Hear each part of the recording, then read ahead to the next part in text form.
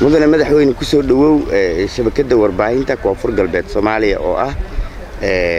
shabakada isu tagay oo ka kooban dhammaan raadiyaasha telefishinada website-yada YouTube-yada iyo waliba page-ka la iska arka ee maanta warbaahinta isu bedelay social media gaar ahaan Garbooda Media Production Wero Video aftaan bidaan official Garbooda Media Production Warsan Radio and Television kusoo dhawow dhammaan warbaahinta koonfur galbeed ka shaqeysa dal iyo dibadda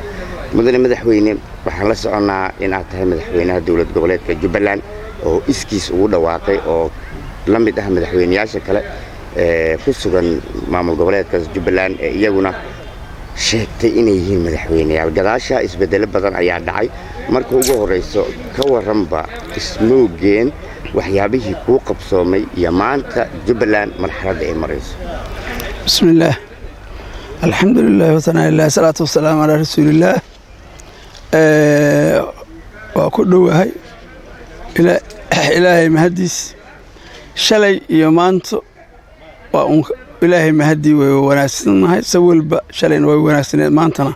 وناسنتها لكن مانتك سي وناسنتها شلي مانتك وناسنتها وايو مانتا نجوجنا شلي وصودف markan wax yar idinka taabto anigoo ka faa'iideysanayo shirkeena horta waxaan u hambalyeeyaa dawladda Soomaaliya dawladda dhexe guulaha ay gaarayso isdaba joog ah marka hore waxaan hambalyeeyaa guulahaasi oo ah dhinaca dhaqaalaha dhinaca horumarka dhaqaalaha dhinaca muxuu ahaayay difaac sida dhismaha ciidamada qalabka sida iyo xaduudida ay soo xiriso intaba waa dawladdu waxaan leeyahay waa ku faraxsana waxaana leeyahay guul baad gaarteen ilaahay mahadi way guushaas kuwa ka hadlayana oo wax dad kale u socdo shaqeeya way markaas kale u dhigo Jubbaland madaxweynayaal dhowr ay leedahay oo ka mid yahay Axmed Madoobe oo ka mid yahay Cabdirashiid Xidig iyo rag kale oo fara badan hadii waxa tahay madaxweynaha Jubbaland ismagacaabay waxaa laga soo jeedaa deegaanada koonfur galbeed dhalasho ahaan marka ciidamada dawladda weerarka ku qaaday beled xaawo miyaad leedahay way ka keeneen libin maxaadna ku taageeraysaa horta ciidanku marka horeeto xuduudan la geeyaa waa sharci dawlad ma noqon karto mar haddaan xuduudiyeeda soo xiran karin dawlad ma noqon karto sharciyan dawladdu maantaas in badan bay dawladdeena ka hadashay beled xaawada ay sheegaysid beled xaawo waxay ka tirsan tahay koonfur galbeed ay ka tirsan tahay Jubbaland ay ka tirsan Jubbaland waa koonfur galbeed Jubbaland waa koonfur galbeed koonfur galbeed oo laba loo dhigay way galbeedka Soomaaliya ugu dambeeyay ku taala boolaha oo Jubbaland miyaa koonfur galbeed ka tirsan mise koonfur galbeed Jubbaland ma labadoodu way sii dad baa wada diga is wada leh laakiin saddex bayaan inuu noqonin nasiibkayga oo sababta calanka koonfur galbeed uu leeyahay lixda xidigood ay taasaan aaminsan marka madaxweynimadaada ma waxay doonaysaa markaad u fiiriso jawaabtaada ku aadan in Jubbaland ay ka mid tahay koonfur galbeed in maamul goboleedka koonfur galbeed Jubbaland aad ka wada dhigto hal state ma waa stateku waa dadka rabootinkiisa way laakiin saddexda isku garanay inayna muxuu ahaay kala ahaano haddana dhaqan ahaan ku kala go'i karin marka beled xaawo waxay ku taalaa xuduud bay ku taal waynu ku khasban tahay dawladdu inay difaacdo dawladda Kenya in badan bay wax badan ka sameysay shacab iyo masaakiin lagu tuntay way ka digtay in badan dawladdu waxay weyday waa la yesay in badan caalamkan waa ku tuntay caalamka maana arag wali soo ka hadlayo dhibaatada Kenya ku wado beled xaawo dhibaato ka jirtay dhibaatada kale meesha la leeyahay ciidan baa laga ciidanku xuduudka maadaama uu soo xiray dadkii hore u shaqeynayay oo sidaan ahaa oo مثلا واحد قال ماشي دمبيلة عالمية أو عالمكو هدي جنة ولا جيدة دمبيلة يس دمبيلة عالمية قال ماشي dowladda haddii lagu soo duulay xabada lagu soo riday oo madaaficdii muxuu ahaay Kenya ku soo dhacday de gacmaha ma laabanayso xadiisku waxa loo geeyay ciidanka saas way marka dowladda xaqay u lahayd leedahay waajib bay u leedahay dowladdu waa waajib muqaddas ah oo diiniya inay difaacdo dalka okay arrinkaas maadaama madaxweynaha Jubbaland aad tahay adi iyo golahaaga wasiirada iyo xildhibaanadaada ma ka shirteen xageena ku shirteen mar walba taashirib u baahan kale waa wax ilaahayna faray way in dalkan la difaaco waa xaq wuxuu ka rumeeyay madaxweynaha iyo dowladdiisii federaalka waxay ka rumeeyeen oo ka run sheegeen kutubka ay mareen taa waa waajib qaran wey waxa ku soo haray waxyaabaha ka socda Jubbaland oo nabadgelyo la'aanta ah oo ku soo duulamaada ah Kenya hore aan uga celiyay horeyna u sheegay haddana waan sheegay waxaan leeyahay Kenya ka waantoodo dhibaatada ay ku hayso dalkeena intaan u gudbin arrinkan ku aadan gudaha Jubbaland si guud waxa u dul istaagtay guulaha ay gaartay dowladda federaalka Soomaaliya dhinaca ciidanka waaba sheegay dhinaca siyaasadda ka waran dowladdu siyaasaddu waxay dhismaysaa markii difaaci dhaqaalaha dhismaan dowladdu dhaqaalaha bay dhisaysaa waxay ku dhistay 5 bilyan iyo 3 inta dheeraadka ah ee deynta ee lagu lahaa ee qarankii Soomaaliyeed ee maanta hor socod ku gaari karin in afitaankiisii si loo dhaafi lahaa baadi goobto weli lama arag wax baadi gooba oo ayada ka ahay sidaa darteed waxaan leeyahay maanta meesha la marayo u jeeda oo adigu idinku wad ogtihiin in dawladda guuriga ka gaartay xaq afinta diimaha marka taas waa guureenin haddaan aan la helin dhaqaale la helin horumar la heli maayo intii dawladood ee soo martay burburkii kadib Soomaaliya dawladda federaalka Soomaaliya oo hogaamiye Cabdullaahi Farmaajo khayran uu wasaaraha ka yahay diimahaas oo Soomaaliya laga cafiyay ma jirtaa dawladii isku dayday in ay barnaamijkan u howlgasho ogaalka dawladihii hore oo Soomaaliya ku meel gaarka ah iyo kuwii kale oo tan ka wareysay Xasan Sheekh oo kale dawladdu deen bay ku reebtay waxa laga cafiyayna weligeed lama baarak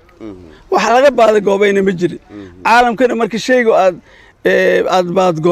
goobto ay ku tilmaami karaan furihii ma aysan raadin marka deen cafintan oo Soomaaliya bangiga adduunka iyo bangiga Afrika ay u sameeyeen maxay ku soo kordhin kartaa horumarinta dhaqaalaha dalka dhaqaalaba ma yeelan karno haddaan diimahan naga cafin lacagteena waad aragtay way dhamaatay horumar kale ma gaari karno cideena nasiinaysan ma jirto oo kale horumar kale to bangiyada adduunka naga siin karaan ma jira marka sidaas darteed dawladdu waxaan leeyahay waxay sameysay wax aan bini'aadanka la sameeyo wax ugu wanaagsan ma jireen waxyaabo badan oo dalka uu heli lahaa oo dhanka dhaqaalaha oo caqabad ku ahayd deen cafinta oo aad xusi kartaa iyo labo guud ahaan horumarinteena lama ogola dal jirina ma ahayn lacag la'aan darteed maadaama dalka lacagta wax ku yahay waa in la helaa dalku lacag u soo sameystaa waxayna ka mid tahay astaanta dawladnimo waxa kale oo nooga xayiran deyntu maadaama ay tahay waxyaabaha qofka bini'aadanka ah qoolka waxa lagu leeyahay inuu iska bixiyo oo ama laga cafiyo horumarkii uu gaari lahaa taan deenan soo qaadanay bangiga adduunka aan ka rabnaa nana ma siinayo shilin la nasiimay lacagteena waxaan ku sameysanaynaa marka lacagta Soomaaliya dhamaatay xal lagu sameynay waxa lagu sameynay dhaqaalahaas oo lagu siiyay oo lagu deemiyay oo aad hesho ayaad ku heli kartaa dhanka siyaasadda ka war wallahi siyaasaddu waxba iska jiriyeen dadku waa bini'aadam nima sida wax u rabaa waxana waa sanado haddii lagu qabto miyaad ordi kartaa haddii lagu yiraahdo orod waa aad ku fah wala waa lagu khasbayaa haddii lagaaga dhigo dhunta miyaad cuni kartaa dawladdu cunaha waa lagu dhigay keliyahana waa la haystaa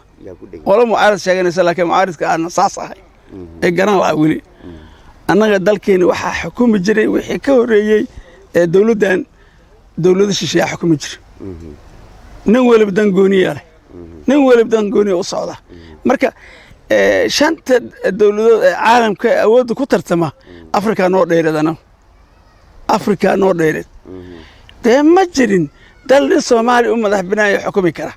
caalamkana hadda sida tan ay ku socoto de inta badan yeeli maayo way sababtoo ah horumar ayaan gaarayna caalamkana horumar ma ogola in dawladda Soomaaliya soo noqoto oo la guuleysto caalamkana ma ogola marka sidaas darteed waxaan leeyahay inuu waa geesiin garab ha lagu siiyo ani dawladda kama tirsani dadka muxuu ahaay dawlad aanta noolan karana ma dawladuna de waa ku khasban tahay in ay wax u disho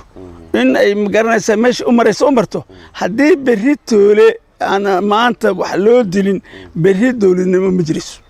oo waxaad leedahay marka siyaasadda la sameeyey oo horumarka waa kala ku duulidda maamul goboleedyada ku khasbid ma taasan wax ka dhaha maamul goboleedyadu ma ahayn maamul goboleedyo Soomaali dhisatay ma ahayn adiga wariyaha markhaati ka waxaa dhistay dan dalka dad kale baa dhistay waxaa ka mid ah dawladda adduunkan ku sheegay nin walba sidoo rabay wax u yeersaday waxaa la garamaray dastuurkii dalka si wax looga dhaqmi lahaa nin dawlad goboleed madaxweyne lagu sheegay markii hore ta magac laga dilay uu baxay wuxuu aaday Talyaaniga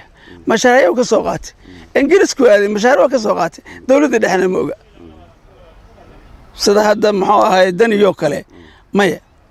saas maya dawladdu watan ismaqasha amarkana kala qaadata dalkana sida hadda nimanka ay ku bilaabeen ay ku sii socdaan de 3 sano wala ma la gaari karin guusha la doonay waka okay Jubbaland aan soo noqono Jubbaland waxa ka dhacay dagaalo xadka Bered Xaawo iyo Mandera ayuu ka dhacay dagaalka dhimasho jirto dhaawac jiro ciidanka dawladda iyo ciidanka Kenya oo soo galay waa lagu tuumay qadiyadaas ka madaxweyne ahaan maxaa kaaga baxay horta meesha wixii ku dhintay oo islaam ahaa dadka Soomaaliyeed ahaa dhamaantood u taasiinay inta dhaawac noqotayna Ilaahay waxaan uga baryay in Ilaahay bogsiyo meeshaas dhibka ka dhacay wax aad iyo aad runtii looga naxaway waayo anoo nin Soomaali ah oo islaam ah in aan caalankii bulugleeda ku soo duulo ayaan dawahay tagma marnaba wax la yeeli kara ma kuwa ku soo duulay waxaan leeyahay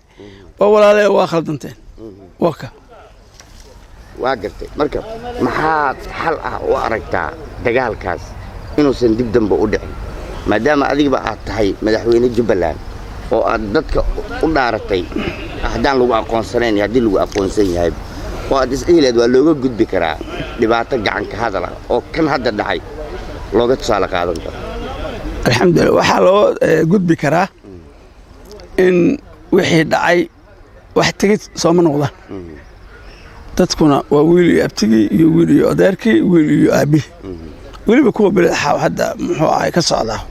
waxaan leeyahay wax walba wax ka wanaagsan nabad wada hadal waa kuwa Soomaalida Kenya waxaan leeyahay war anagu inta ka badan samar malay samarkii te ayaga waxbadii ugu bilaabay Sooma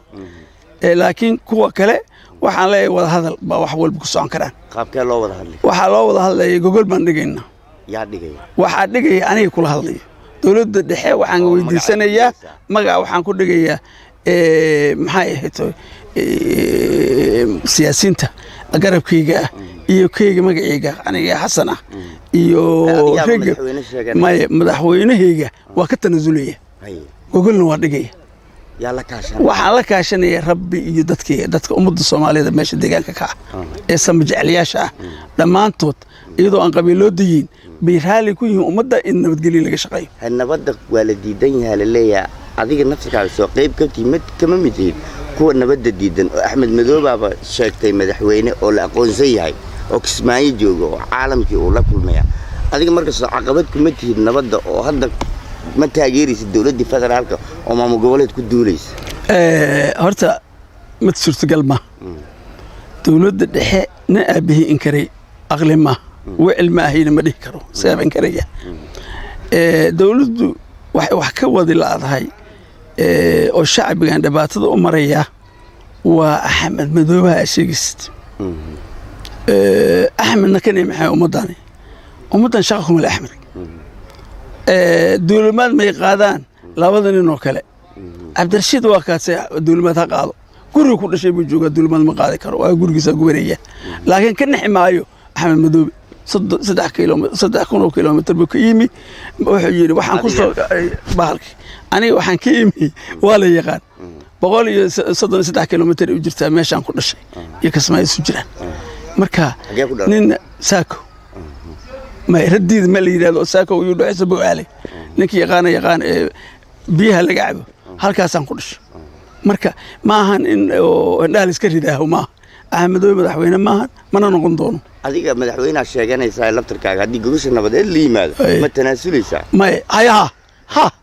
ha ani waxaan raadinayaa waa nabad waayo deegaanka wiilka ku dhimanayo wiilkii nooc walba ha noqdee ya marka suurtagal ma aha in dagaal wax lagu wado waxaan doonaynaa in nabad dhacdo nabadna waxay ku dhici kartaa wada hadal gogol baan dhigaynaa dawladana inoo ogolaato axmed madoobe diido axmed madoobe meel waa lagu wada jeesanaya mana diidi karo dagaal waa ku khasbanna okay waxaan rabaa marka la fiiriyo madaxweynayaasha ka wada jira Jubbaland waad adiga qayb ka tahay ragga kale ay ku jiraan beesha caalamka markay ay yimaadaan idan lama shiraan waxba idinkama weydiiyaan arrimaha Jubbaland ma taas ma waxa keenaysa idinka shacbiyad iyo xoog ku leeyaan Jubbaland mise idinka qasay axmed madoobe madaxweynimadiisa waad mahadsantahay axmed madoobe anagu deegaan baan waxaan isku mididinay ninka laakiin falan oo yiri habad baan ku imid habad baan ku baxaya iyo taasi waxay ka raadinayaan umadaasi wanaag bay ka raadinayaan waa u sata dheereynayaan laakiin maya ayaga arki doona ayaga iyo dawladda la yiraahdo Kenya dhibaatada halka ka wada ma ka wadi doonaan insha Allah Kenyada aad sheegtay wasaaradda arrimaha dibadda war ka soo baxay wuxuu sheegayaa in ay u diyaar garoobeen in ciidankooda kala baxaan Soomaaliya kulkii hore ay soo galeysay 2011 kuma soo gelin magaca AMISOM bacda wada hadal kadib ayay ku howlgashay magaca AMISOM waxay ilaalisaa jubbooyinka haddii ciidanka Kenya ay kala baxdo Jubbaland amnigeedii sidoo noqonayaa adigoona madaxweynaha sheeganay alxamdulillah abniga Kenya haday naga baxdo Soomaaliya dhibaato kama imaanayso waka sadrabta markayna amniga u sugtaan Jubbaland maxay idin qorshay wax dhibaba Jubbaland kama imaanayaan hadii rabbi yiraahdo dadkeeda hadii wada xaajoodaan wada hadalkaasi waxa ka soo baxay miraha ka soo baxay mirahaasna insha Allah waa la fulinay dadkii hore ma Soomaalida waa Soomaali gabigeed dad wax soo haysta ma wali abtigi way heshiinayaan madoobe maxay saameyn ku yeelan doontaa ma baan ku sheegay markii la seerar iyo hadig bartoodii bay joogaan waxa la jooga waa ragoodii waa wiilshoodii dagaal kuma jiraan 24 sano way fadhiyaan maxaa ninka takoore arsi hadda geeyay haduudka Kenya iyo Soomaaliya u dhaxeeya inuu boolaha ku duulo maanta maxaa qasbay nin ka tirsan kabineetkiisa wasiirada oo lixday badbaadsanay ninka waa dambiile qaran way ummadeena kaliya ma adduunku dambiile kii ninka marka dambiilaha difaacaya Kenya ma Ingiriisi sax ma garat axmed madoobe isku dambi bay noqonayaan caalamka waka Kenya marka maxaad ka aaminsan tahay inay ku hayso Soomaaliya Kenya adduunku uu arkaya ilaahna uu arkaya dawladda Soomaaliya horta waxaan ugu hambalyeynaya siyaasadda ay qiimaha badan leh ee kula shaqeysto dawladda Kenya aad iyo aad dawladda Kenya haddii teena tahay mar hore Soomaaliya fudeedka hadii lagu sameeyo laakiin ilaalinta muxuu ahaay dawladda Kenya uu ilaalinayo farmaajo waa ku faraxsan sababtoo waxay taabanaysaa nabad dal oo labadaba Soomaaliyiin waa fahmay mar haday hadalkaaga waxa ku jiray Jubbaland waxay qayb ka tahay koonfur galbeed anoo ka duulaya marka magaca koonfur galbeed madaxweynaha hadda haya talada koonfur galbeed Soomaaliya Cabdicasiis Xasan Maxamed lafta gareen ma jiraan fariin aad u dirayso iyo wax aad ku amaanayso muddadii 10 bilood oo madaxweyne ka bilood sanadka ahayd oo uu madaxweyne ka ahaa wallahi horta aad iyo aad waa ninka la yiraahdo Cabdicasiis madaxweynuhu aad iyo aad waxaan leeyahay horta wuxuu ka soo dhilaalay kelmadda dhihi jiray waxaan Shariif Xasan ahayn ma xukumi karaan 9 iyo wax waqti ah isu dili doonaan ma dhicin horta taas waa ku faraxsan siyaasadda degan oo aad iyo aad ya noo ku faraxsana dastuurka uu soo celiyay noo ku faraxsana oo umad sharci la'aan ma dhaqmi karto dawladdii hore soo dastuurka ma dastuurka aniga dawladdaasi wasiir baan ka ahaa dastuur shaqo kuma lahay wasiirada jaatar hogan bay ahay nimankan la yiraahdo baarlamaanku dee 54 dheeraad ku jirta wasiirka beeraha wasiir kasta ha ahaadee laakiin meesha la yiraahdo dastuurka 54 uu ka saaray walaalkay madaxweynuhu waa ugu hambalyeynaya 95 iyo saxa dastuurka intaas u qoraya sharciyan taasna ugu hambalyeynaya madaxweynaha waxa laakiin leeyahay madaxweyne Cabdi Casiis waxaad ilowday waxay ka tahay hawl baa kula tagtay dadkii iyo dalkii ka jiray degmadii aad ku dhalatay waxay ku taala Jubbaland waa dina ilowday hana iloobin in albaabka la xirtana sax ma oo ma inuu idin taageero dagaal kula galay si walba Cabdi Casiis waa in uu taageero Jubbaland ugu taageero Axmed Midoobe mu taageeraya waa inuu taageero annagu حقوق بان دغالمينا حقوقديدان راسنينا شريف حسن ما كنتنتي اسغنا انو كنتنتا ما على مساركاga ma rabtaa inuu ka soo qaybto may ana masarkay uu iimaanaya mid kastana uu iimaanaya laakiin waa inuu ka hadla waa in wax kaga aadan u dareema Jubbaland isaga hadda ma la xiriirtay oo ma u tagtay inta loo maraya madaxweynaha inta loo maraya ood ba ku rogan ma diyaarad u raacdo ma ood ba ku rogan isna ogay ood marka furan la furi doona laakiin waxaan leenahay Jubbaland xil ba ka saaran madaxweyne aqoon ma isu leeyihiin si fiican aad iyo saaska dhaafe xasan maxamed waan saaxiibina saaska dhaaf maxaa ula xiriiri weysay khadka telefoonka oo aad u dhiiweeday gacan baan ka rabaa in ma sanadkiisa inuu dhameystaan ku balan awal sanadka markuu dhameysto ayaa balantay yahay sanadkii waa dhamaaday laakiin waxa la Jubbaland soo fiiri madaxweyne waxsan tahay dawladuna waxa ugu faa'iideysanaya dawladda galmudug guusha ay ka gaartay ugu hambalyeynaya qoor madaxweyne qoor waa hambalyeynaya kun iyo koow jeer waa hambalyeynaya sida uu ku sii wadan waxa leeyahay qoor sidaas isaga ka wanaagsan madaxweyne ku sii wad umadaadii way u gargaar assalaamu calaykum waraxmatullaahi wabarakaatuh